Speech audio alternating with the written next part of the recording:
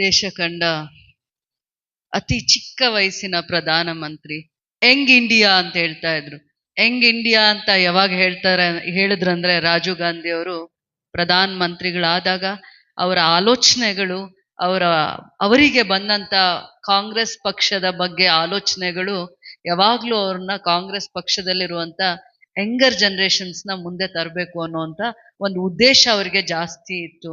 ಅವರಿಗೆ ಎಷ್ಟೆಲ್ಲ ಪರಿಕಲ್ಪನೆ ಇತ್ತು ಅಂತಂದ್ರೆ ದೇಶನ ಮುಂದಿನ ಭವಿಷ್ಯದಲ್ಲಿ ಬಹಳ ಎತ್ತರದ ಸ್ಥಾನಕ್ಕೆ ಇವತ್ತಲ್ಲಿ ಏನು ವಿದ್ಯಾವಂತರಿದ್ದಾರೆ, 35-45 ಒಳಗಡೆ ವಯಸ್ಸಿರ್ತಾರೆ, ಅವ್ರು ಮಾತ್ರ ದೇಶನ ಕಟ್ಟಕ್ಕಾಗತ್ತೆ, ದೇಶನ ಬೆಳೆಸಕ್ಕಾಗತ್ತೆ, ದೇಶಕ್ಕೆ ತನ್ನದೇ ಆದ ಒಂದು ಕಾಂಟ್ರಿಬ್ಯೂಷನ್ ಸೇವೆಯನ್ನ ಮಾಡಕ್ಕಾಗತ್ತೆ ಅನ್ನುವಂಥ ದೂರದೃಷ್ಟಿ ರಾಜೀವ್ ಗಾಂಧಿ ಅವ್ರಿಗಿತ್ತು. ಅವತ್ತು ಬರ್ತ್ಡೇ ದಿನ ಏನೆಲ್ಲ ಮಾತಾಡ್ತಾರೆ ನಾಯಕರು, ಮಾತಾಡ್ಲಿ, ಅವರವರ ಅಭಿಪ್ರಾಯ, ಅದು ಸ್ವತಂತ್ರ ಇದೆ. ಸ್ವತಂತ್ರ ಭಾರತ ಅಂದಾಗ ಸ್ವತಂತ್ರ ಭಾರತದಲ್ಲಿ ನನಗೆ ನನ್ನ ಭಾವನೆಗೆ, ನನ್ನ ಆಲೋಚನೆಗೆ, ನನ್ನ ಪರಿಮಿತಿಗೆ ಬರೋ ಹಾಗೆ ನಾನು ಮಾತಾಡ್ಬೋದು, ಕೆಲಸ ಮಾಡ್ಬೋದು. ಮತ್ತೆ ಸ್ವತಂತ್ರ ಭಾರತ ಅಂತಂದಾಗ ನಮ್ಮ ಭಾವನೆಗಳಿಗೆ ಬೆಲೆ ಕೊಡೋದು, ನಮ್ಮ ಆಲೋಚನೆಗಳು ಸರಿ ತಪ್ಪು ಅಂತ ವಿಮರ್ಶೆ ಮಾಡೋದು ಏನೂ ತಪ್ಪಲ್ಲ. ಆದರೆ ರಾಜೀವ್ ಗಾಂಧಿಯನ್ನ ನೆನೆಸಿದಾಗ, ನಾನು ಅವರ ನಿಧನ ಆದಾಗ ನಾನು ತುಂಬಾ ಚಿಕ್ಕವಳು, 10 ವರ್ಷ ಆಯ್ತು. ನನ್ನ ತಂದೆಗೆ ಮೊದಲನೇ ಸತಿ ಟಿಕೆಟ್ ಸಿಕ್ಕಿತ್ತು. ನನಗೆ 10 ವರ್ಷ, ನನ್ನ ತಂದೆಗೆ ಫಸ್ಟ್ ಟೈಮ್ ಅವ್ರಿಗೆ ಟಿಕೆಟ್ ಸಿಕ್ಕಿತ್ತು. ಅವ್ರನ್ನ ಭೇಟಿಯಾಗಿ ಬಂದಿರ್ತಾರೆ, ಟಿಕೆಟ್ ಕೇಳಿ ಭೇಟಿಯಾಗಿ ಬಂದಿರ್ತಾರೆ, ಅಂದ್ರೆ ಅವ್ರು ಹೇಳೋ ಅಂಥದ್ದು. ಅದಾದ್ಮೇಲೆ ಅವರ ಇಲ್ಲಿ ಶ್ರೀಪೆರಂಬದೂರ್ಗೆ ತನಗೆ ಬೇಕಾಗಿರೋರ್ಗೆನೆ ಅವರು ಕ್ಯಾನ್ವಾಸ್ ಮಾಡಕ್ ಬಂದಿರ್ತಾರೆ, ಎಲೆಕ್ಷನ್ಸ್ ಅಲ್ಲಿ ಗೆಲ್ಸಕ್ ಬಂದಿರ್ತಾರೆ. ಆ ಒಂದು ಇದ್ರಲ್ಲಿ ಎಲ್ಲರೂ ಹೋಗಿ, ಇಡೀ ಕರ್ನಾಟಕದವರು ಬೇರೆ ಬೇರೆಯವರು ಹೋಗಿ ಅವ್ರನ್ನ ಮಾತಾಡ್ಕೊಂಡು ಆಶೀರ್ವಾದ ತಗೊಂಡು ಅವ್ರನ್ನ ನೋಡಿ ಬರಕ್ ಹೋಗಿರ್ತಾರೆ. ಆಯ್ತು, ಒಂದು tragedy, it is an incident. ಗೊತ್ತಿರಲ್ಲ ಯಾರು ಏನ್ ಮಾಡ್ತಾರೆ, ಮುಗ್ಧರು ಮಾಡ್ತಾರೋ ಬುದ್ಧಿ ಇದ್ದು ಮಾಡ್ತಾರೋ ಆ ಥರ. ಆ ಕುಟುಂಬಕ್ಕೆ it is A great loss. ಒಂದು ಕುಟುಂಬಕ್ಕಲ್ಲ, ನಮ್ಮ ದೇಶಕ್ಕೆ, ಕಾಂಗ್ರೆಸ್ ಪಾರ್ಟಿಗೆ ನಾವು ಎಷ್ಟೋ ಇಂಥ ನಾಯಕರು ಮತ್ತೆ ಹುಟ್ಟಲ್ಲ. ಅವರ ಸಾಧನೆ, ಅವರ ಆಲೋಚನೆ, ಅವ್ರ ಚಿಂತನೆ ಮತ್ತೆ ಹುಟ್ಟಲ್ಲ. ಅವರನ್ನು ನೋಡಿ ಎಷ್ಟೋ ಜನ IAS ಆಫೀಸರ್ಸ್ ಅವ್ರ ಪೋಸ್ಟ್ನ ರಿಸೈನ್ ಮಾಡಿ ಅವ್ರ ಜೊತೆ ಬಂದು ಜಾಯಿನ್ ಆಗ್ತಾ ಇದ್ರು. ಅವ್ರಿಗೆ ಆ ಪರ್ಸ್ನಾಲಿಟಿ, ಅವ್ರ ನಗು, ಅವ್ರ ಮಾತು, ಯಾರು ಪ್ರೈಮ್ ಮಿನಿಸ್ಟರ್ ಇವತ್ತು ನೋಡಿ ಅವ್ರ ಸ್ಪೀಚಸ್ ಎಷ್ಟು ಹಂಬಲ್ ಪ್ರೆಸೆಂಟೇಷನ್ಸ್ ಇರುತ್ತೆ ಅಂದ್ರೆ, ಯಾರ ಬಗ್ಗೆನೂ ಕೋಪ ತೋರಿಸಲ್ಲ, ದ್ವೇಷ ತೋರಿಸಲ್ಲ, ಅಸೂಯೆ ತೋರಿಸಲ್ಲ. ಯಾವತ್ತಾದ್ರೂ ಅವ್ರ ಪ್ರೆಸೆಂಟೇಷನ್ಸ್ ನೋಡಿ, ಆ ಸ್ಪೀಚ್ ನೋಡಿ ನೀವು, ಅಂದ್ರೆ ತನಗೆ ದೇಶ ಅಂದ್ರೆ ತುಂಬಾ ಮುಖ್ಯ, ಇಂಟಿಗ್ರಿಟಿ, ನನ್ನ ಕಂಟ್ರಿ ಅಂದ್ರೆ ನನ್ನ ಪ್ರಾಣಕ್ಕಿಂತ ದೊಡ್ಡದು ನನ್ನ ದೇಶ ಅಂದ್ರೆ, ಅದನ್ನೇ ಅವ್ರು ಸಾರಿರೋದು. ನಾನು ಯಾವ ಥರ ಆದ್ರೂ ಇರ್ಬೋದು, ಯಾವ ಭಾಷೆ ಮಾತಾಡ್ಬೋದು, ಯಾವ ಊಟ ತಿನ್ಬೋದು, ಕರ್ನಾಟಕ ಅಲ್ಲಿರು, ಆಂಧ್ರ ಅಲ್ಲಿರು, ತೆಲಂಗಾಣ ಇರು, ತಮಿಳ್ನಾಡಲ್ಲಿರು, ಮಹಾರಾಷ್ಟ್ರ ಅಲ್ಲಿರು, but I am an Indian ಅನ್ನೋ ಒಂದು ಶ್ರದ್ಧೆ ಕಾಂಗ್ರೆಸ್ ಪಕ್ಷಕ್ಕೆ, ದೇಶಕ್ಕೆ ಸಾರಿದಂತ ಯಂಗ್ ಪೈಲಟ್ ಅಂತ ಅವ್ರನ್ನ ಪ್ರೊಫೆಷನಲಿ ಅವ್ರು ಇಷ್ಟಪಟ್ಟಿದ್ದು. ತನ್ನ ತಾಯಿ ಪ್ರೈಮ್ ಮಿನಿಸ್ಟರ್ ಆಗಿದ್ರು ಕೂಡ he was a pilot. What he was a professionally, he was a pilot. ದೇಶ, ಇಂಟಿಗ್ರಿಟಿ, ಅದಕ್ಕೆ ಆಮೇಲೆ ಸೋಷಿಯಲ್ ಕನ್ಸರ್ನ್ ಜಾಸ್ತಿ ಇತ್ತು. ಸೋಷಿಯಲ್ ಕನ್ಸರ್ನ್ ಯಾವ ಥರ ಇತ್ತು ಅಂದರೆ, ನಾವು ಕೆಲವೊಂದು 20 ಪ್ರೋಗ್ರಾಮ್ಸ್ ಅಂತ ಹೇಳ್ತಾರೆ, 20 years ಪ್ರೋಗ್ರಾಮ್ಸು ಅಥವಾ 20 ಪ್ರೋಗ್ರಾಮ್ಸ್ ಅಂತ ಒಂದಿರುತ್ತೆ, ಅದನ್ನ ಇಂಪ್ಲಿಮೆಂಟ್ ಮಾಡ್ತಾರೆ. 20 ಪಾಯಿಂಟ್ ಪ್ರೋಗ್ರಾಮ್ಸ್ ಅಂತ ಒಂದು ಅವರ ಡ್ರೀಮ್ಸ್, ಅದು 20 ಪಾಯಿಂಟ್ ಪ್ರೋಗ್ರಾಮ್ಸ್ ಅಂತ, ಅದನ್ನ ಇಂಪ್ಲಿಮೆಂಟ್ ಮಾಡ್ತಾರೆ. ಹೆಂಗ್ ಇಂಪ್ಲಿಮೆಂಟ್ ಮಾಡ್ತಾರೆ ಅಂದ್ರೆ, ಗ್ರಾಮ್ ಸ್ವರಾಜ್ ಬಗ್ಗೆ ಹೇಳ್ತಾ ಇದ್ರಲ್ಲ, ಗ್ರಾಮ್ ಸ್ವರಾಜ್ ಇಂದ ನಾವು ಏನೆಲ್ಲ ಮಾಡ್ಬೋದು ಅನ್ನೋವಂಥದ್ದನ್ನ ನರೇಗಾ, ಮತ್ತೆ ಅದನ್ನ ಇಂಪ್ಲಿಮೆಂಟ್ ಮಾಡಿದ್ದು ಮನಮೋಹನ್ ಸಿಂಗ್ ಅವರು. ಮತ್ತೆ ರಾಜೀವ್ ಗಾಂಧಿ ಡ್ರೀಮ್ಸ್ ನ ಫುಲ್ಫಿಲ್ ಮಾಡಿದ್ದು ಗ್ರಾಮ್ ಸ್ವರಾಜ್ ಮುಖಾಂತರ ಮನಮೋಹನ್ ಸಿಂಗ್ ಅವರು. ಅವರು ಪ್ರೈಮ್ ಮಿನಿಸ್ಟರ್ 2 ಬಾರಿ ಆದಾಗ ನರೇಗಾ ಮುಖಾಂತರ ಪ್ರತಿ ಗ್ರಾಮ್ ಸ್ವರಾಜಕ್ಕೂ ಶಕ್ತಿ ತುಂಬಿ ಆ ಜಾಗದಲ್ಲಿ ಸ್ಕೂಲ್ಸು ಮತ್ತೆ ಅಂಗನವಾಡೀಸು ಮತ್ತೆ ಎಲ್ಲೆಲ್ಲಿ ಲೇಕ್ಸ್ ಇರುತ್ತೆ ಅದನ್ನ developments, road development, village road development, ಈ ಥರದನ್ನೆಲ್ಲ ಪ್ರಿಯಾರಿಟೀಸ್ ತಗೊಂಡು ಆ ಒಂದು ಊರು ಡೆವಲಪ್ ಮಾಡಲಿಕ್ಕೆ, ಆ ಪಂಚಾಯತಿ ಡೆವಲಪ್ ಮಾಡೋದಕ್ಕೆ ಯಾರಿಗೆ ಶಕ್ತಿ ಕೊಟ್ಟಿರ್ತಾರೆ? ಕಾಮನ್ ಪೀಪಲ್ಗೆ ಶಕ್ತಿ ಕೊಟ್ಟಿರ್ತಾರೆ. ಅದು ಗ್ರಾಮ್ ಸ್ವರಾಜ್ಯದ ಚಿಂತನೆ, ಅದು ಗಾಂಧೀಜಿಯವರ ಚಿಂತನೆ ಆಗಿರುತ್ತೆ. ಅದನ್ನ ಇಂಪ್ಲಿಮೆಂಟ್ ಮಾಡಿದ್ದು ದೂರದೃಷ್ಟಿ ಇಟ್ಕೊಂಡು ಇದು ರಾಜೀವ್ ಗಾಂಧಿಯವರ ಕನಸು, ಗಾಂಧೀಜಿಯವರ ಕನಸು ಅಂತಂದ್ಬಿಟ್ಟು 20 ಪಾಯಿಂಟ್ ಪ್ರೋಗ್ರಾಮ್ಸ್ ಮತ್ತೆ ಗ್ರಾಮ್ ಸ್ವರಾಜ್. ಆ ರೀತಿ ಯುವಕರಲ್ಲಿ ಜಾಸ್ತಿ ಆಸಕ್ತಿ, ರಾಜಕೀಯದ ಚಿಂತನೆ, ದೇಶಕ್ಕೆ ತನ್ನನ್ನ ಕಾಂಟ್ರಿಬ್ಯೂಟ್ ಮಾಡ್ಕೋಬೇಕು, ದೇಶಕ್ಕೆ ಸೇವೆ ಮಾಡುವಂಥದ್ದೇ ನಮ್ಮ ಜೀವನ ಆಗ್ಬೇಕು ಅಂತ ಅಂದ್ಬಿಟ್ಟು. ನಾನು ಮರ್ತೆ ಒನ್ ಮಿನಿಟ್. ಜೈಶೀಲನ್ ಬ್ರದರ್ ಪ್ಲೀಸ್ ಬನ್ ಕೂತ್ಕೊ ಬನ್.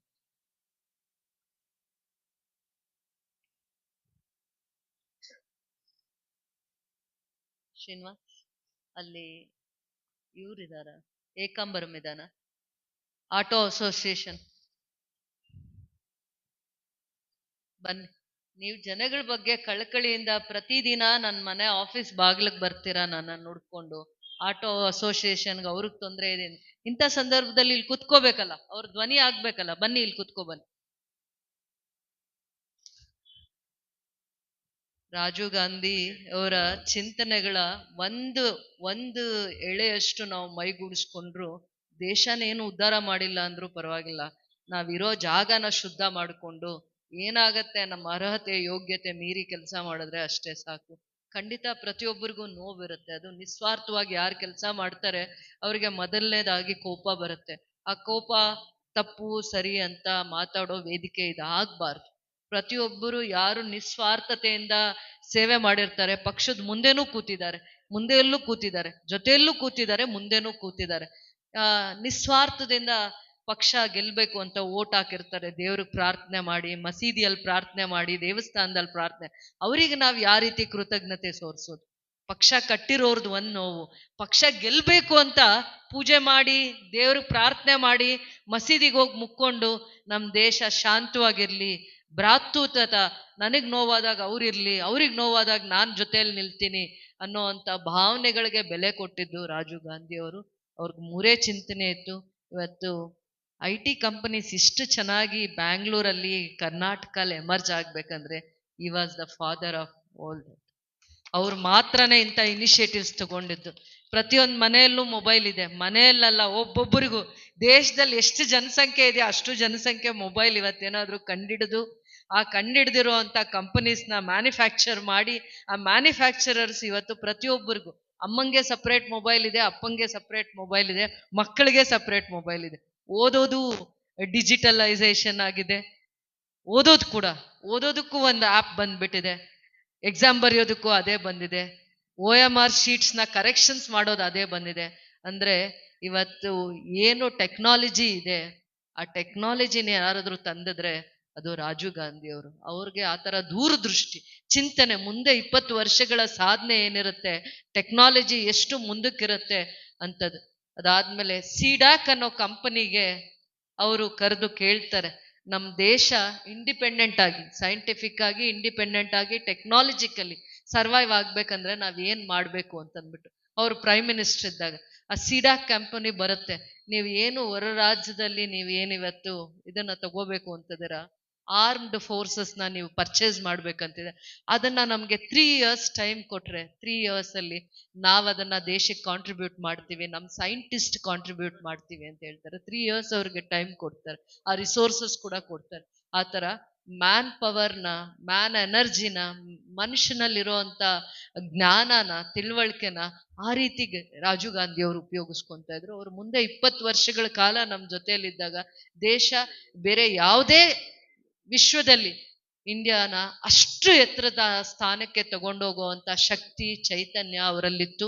ಅವರಿಗೆ ಯಂಗರ್ ಜನರೇಷನ್ಸ್, ದೇಶದ ಪ್ರತಿಯೊಂದು ಪ್ರಜೆ ಬಗ್ಗೆ ಗೌರವ, ಅಭಿಮಾನ, ಪ್ರೀತಿ ಯಾಕಿತ್ತು ಅಂದ್ರೆ, ನಾನು ಎಲ್ಲಿಂದ ಎಲ್ಲಿವರೆಗೂ ಇರಲಿ, ಕನ್ಯಾಕುಮಾರಿಯಿಂದ ಕಾಶ್ಮೀರದಲ್ಲಿ ಇರೋರ್ನು ಕೂಡ ಯಾವ ರೀತಿ ಒಂದೇ ವೇದಿಕೆಯಲ್ಲಿ ಕುತ್ಕೊಂಡು ಅವ್ರನ್ನ ಪ್ರೀತಿಯಿಂದ, ಅವ್ರನ್ನ ಗೌರವದಿಂದ ಯಾವ ರೀತಿ ಜೊತೆಯಲ್ಲಿ ತಗೊಂಡೋಗ್ಬೇಕನ್ನೋ ಅಂತ ಚಿಂತನೆ ರಾಜೀವ್ ಗಾಂಧಿ ಅವರಿಗೆ ಬಹಳ ಜಾಸ್ತಿ ಇತ್ತು.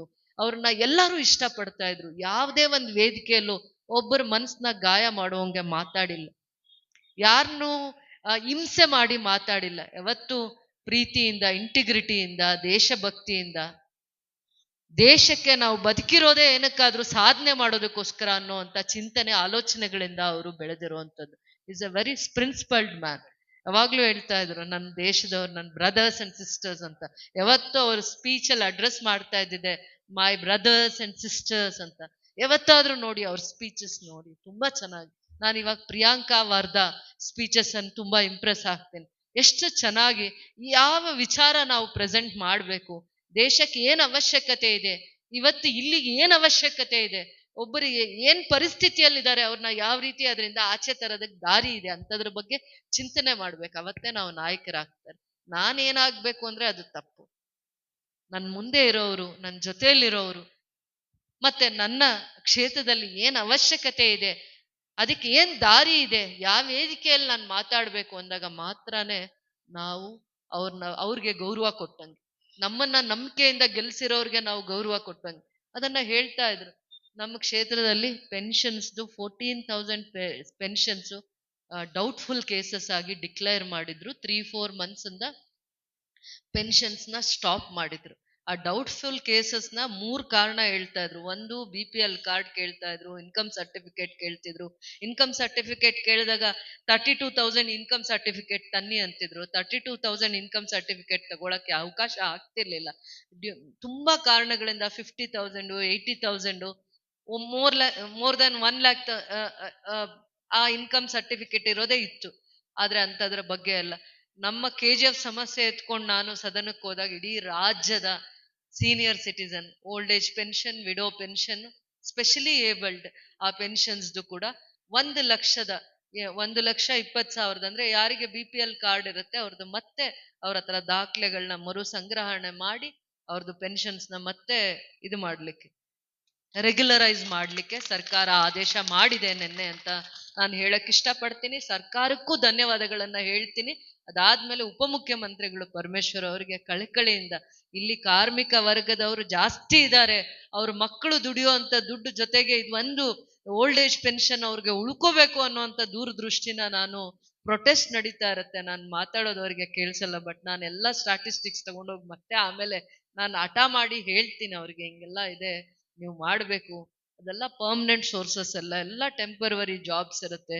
ನೀವು ಆ ತಂದೆ ತಾಯಿಗಳಿಗೆ, ಸೀನಿಯರ್ ಸಿಟಿಸನ್ಸ್ಗೆ ನೀವು ಪೆನ್ಷನ್ಸ್ ಆಗಲಿ, ಓಲ್ಡ್ ಏಜ್ ಪೆನ್ಷನ್, ವಿಡೋ ಪೆನ್ಷನ್ನ ತೆಗೆಯೋ ಅಂತ ಆದೇಶ ಇದು. ಇವತ್ತೇನು ನೀವು ರೂಲ್ಸ್ ಮಾಡಿದ್ದೀರಾ ಅದನ್ನ ನೀವು ಏನಾದ್ರೂ ಒಂದು ನಿರ್ಧಾರ ತಗೋಬೇಕು ಅಂತಂದಾಗ ಸೇಮ್ ಡೇ ನೋಡಿ, ಅದು ಮನುಷ್ಯನ ಕಳಕಳಿ ಅಂತ ಹೇಳೋದು, ಅದು ಸ್ಪಂದನೆ ಅಂತ ಹೇಳೋದು. ಖಂಡಿತವಾಗೂ ಸರ್ಕಾರದ ಜೊತೆ ಅವರ ನಿರ್ಧಾರನ ನಾನು ಗೌರವಿಸ್ತೀನಿ. ಮತ್ತೆ ಜನತೆ ಬಗ್ಗೆ ಅವ್ರಿಗಿರುವಂತ ಕಳಕಳಿನ ಆರಾಧಿಸ್ತೀನಿ.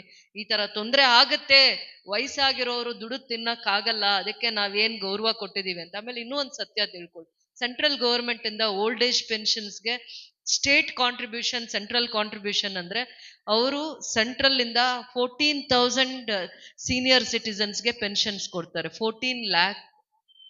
ನಮ್ಮ ಕರ್ನಾಟಕ 85 ಲಕ್ಷ ಜನಕ್ಕೆ, ಎಷ್ಟು ಕುಟುಂಬಗಳಿಗೆ, 85 ಲಕ್ಷ ಕುಟುಂಬಗಳಿಗೆ ಪೆನ್ಷನ್ಸ್ ಕೊಡುತ್ತೆ. ಅವ್ರ ಕಾಂಟ್ರಿಬ್ಯೂಷನ್ ಸೆಂಟ್ರಲ್ ಗೌರ್ಮೆಂಟ್ ಇಂದ ಸೀನಿಯರ್ ಸಿಟಿಸನ್ಗೆ 200 rupees ಕಾಂಟ್ರಿಬ್ಯೂಷನ್. ಆ 200 rupees ಜೊತೆ ನಮ್ಮ ಸರ್ಕಾರ 1,000 ಕೊಟ್ಟು ಸೀನಿಯರ್ ಸಿಟಿಸನ್ಗೆ ಪೆನ್ಷನ್ ಕೊಡ್ತಾರೆ.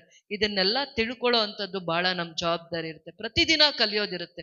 ಇವತ್ತು ನಾನು ಇವರಿಂದ ಕಲಿಯೋದಿರುತ್ತೆ, ನಾಳೆ ಸದನದಲ್ಲಿ ಕಲಿಯೋದಿರುತ್ತೆ.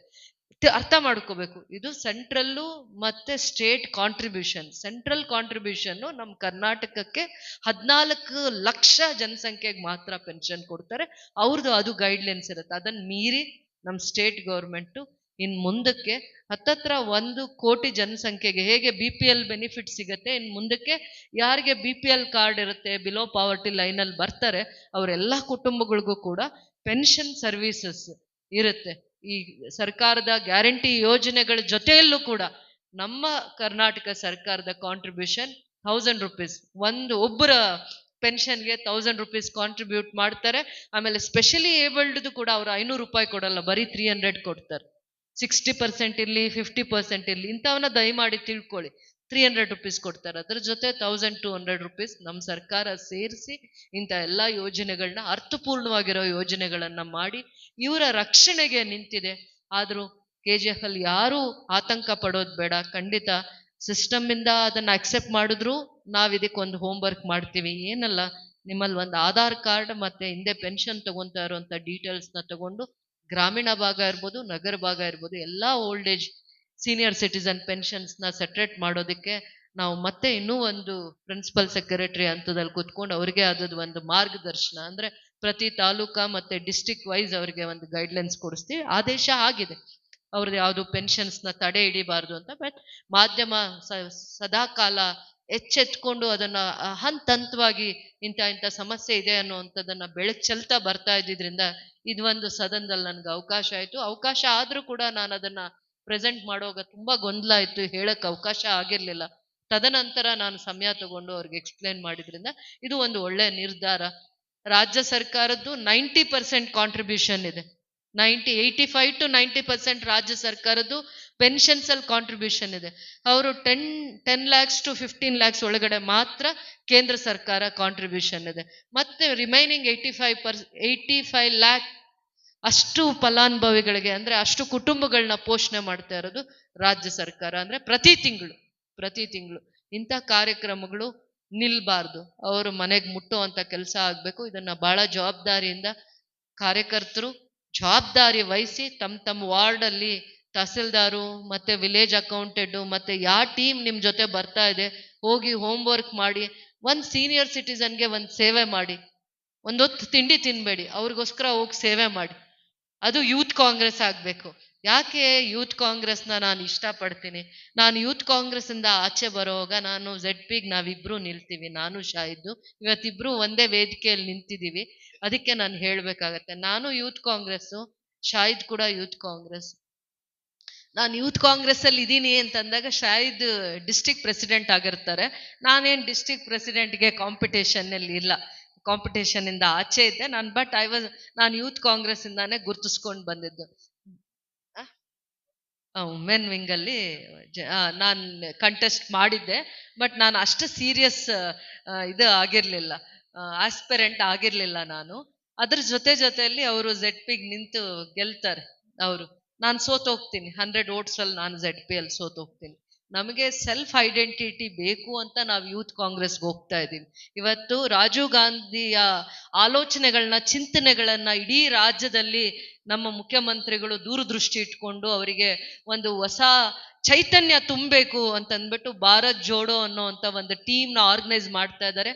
ಇಲ್ಲಿ ನಗರ ಭಾಗದಲ್ಲಿ ವಾರ್ಡ್ ವೈಸು, ಗ್ರಾಮೀಣ ಭಾಗದಲ್ಲಿ ಪಂಚಾಯತಿ ವೈಸು, ಪ್ರತಿ ಪಂಚಾಯತಿಗೆ 10 ಲಕ್ಷ ಯುವಕರನ್ನ ಪ್ರೋತ್ಸಾಹ ಮಾಡುವಂತ ಕಲೆ, ಕ್ರೀಡೆ ಮತ್ತೆ ಸೈಂಟಿಫಿಕ್ ಆಗಿ ಅವರಿಗೆ ಯಾವ ರೀತಿ ಆದ್ರೂ ಯುವಕರನ್ನ 16ರಿಂದ 30 ವರ್ಷದ ಒಳಗಡೆ ಅಥವಾ 35 ವರ್ಷದ ಒಳಗಡೆ ಇರುವಂತ ಪ್ರತಿ ಪಂಚಾಯತಿ, ಪ್ರತಿ ಗ್ರಾಮದಲ್ಲಿ 15 ಜನ ಯುವಕರನ್ನ ಒಂದು ಗುಂಪು ಮಾಡಿ ಪಂಚಾಯತಿಯಲ್ಲಿ PDO ಹಂತದಲ್ಲಿ, ನಗರ ಭಾಗದಲ್ಲಿ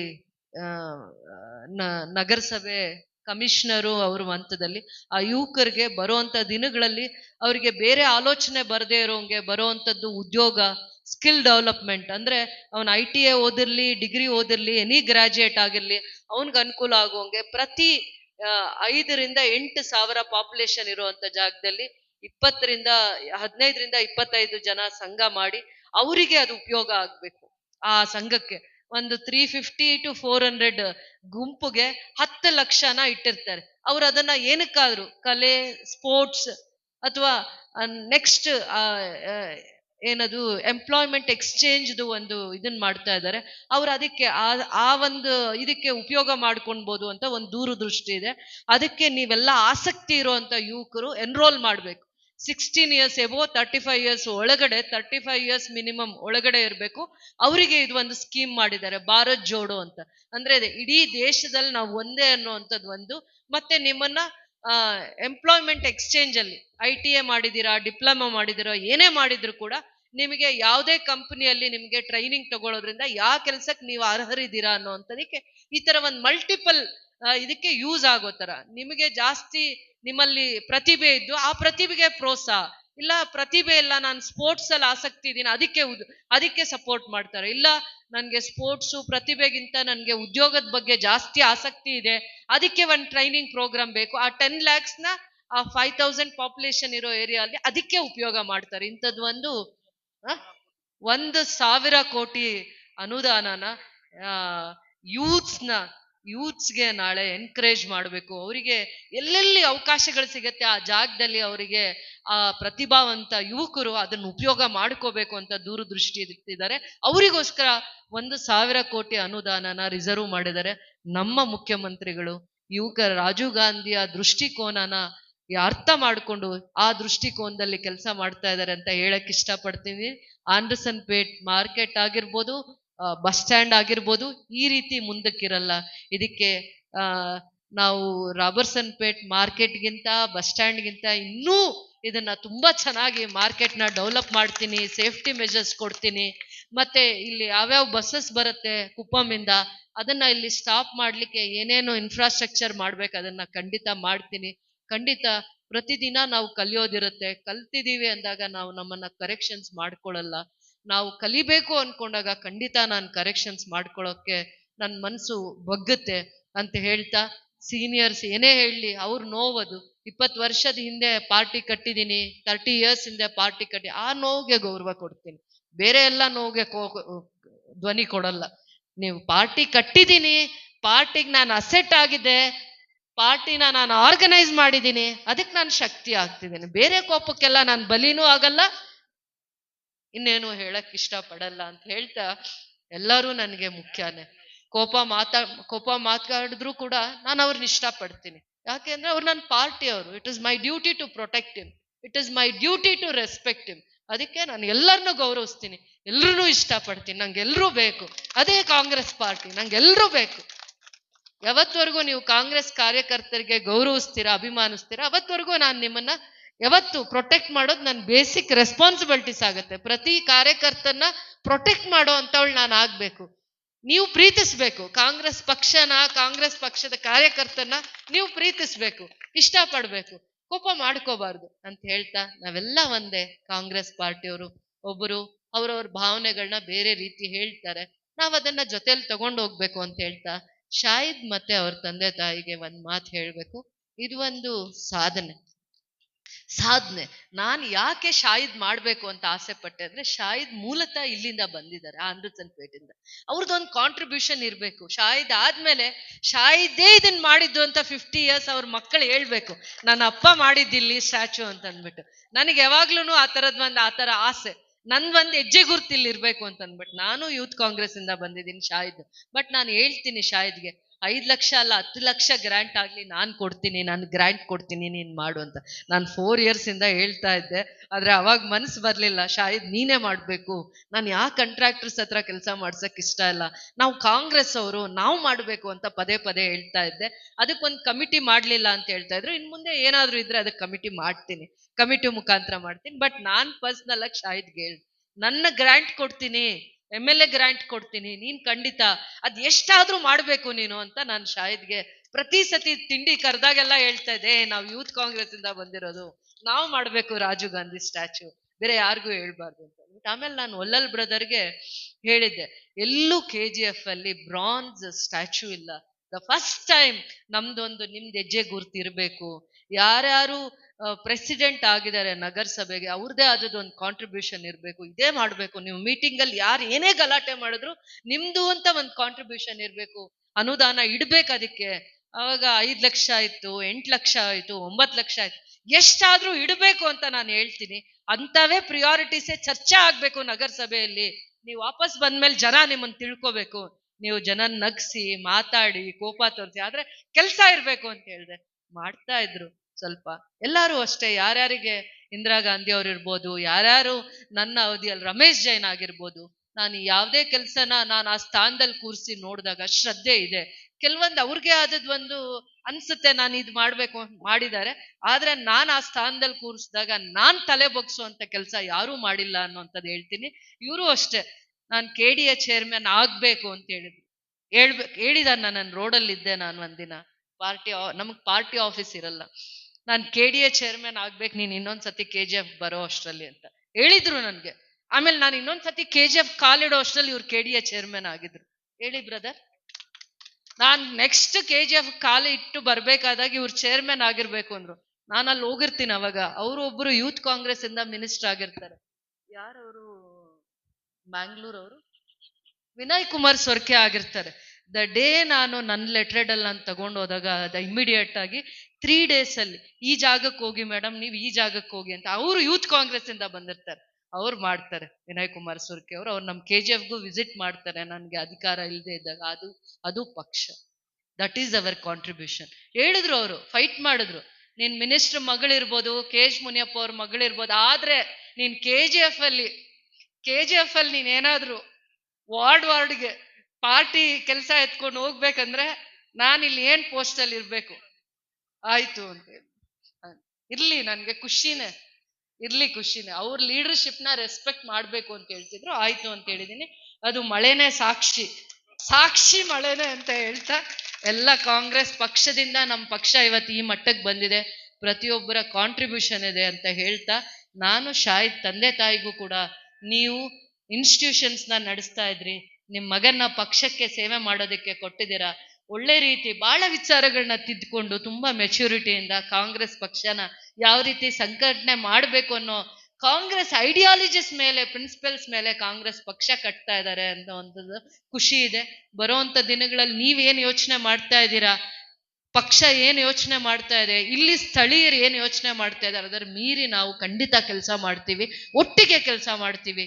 ನಾವೆಲ್ಲರೂ ಕಾಂಗ್ರೆಸ್ ಪಕ್ಷದ ಧ್ವನಿಯಾಗಿ ಕೆಲಸ ಮಾಡ್ತೀವಿ.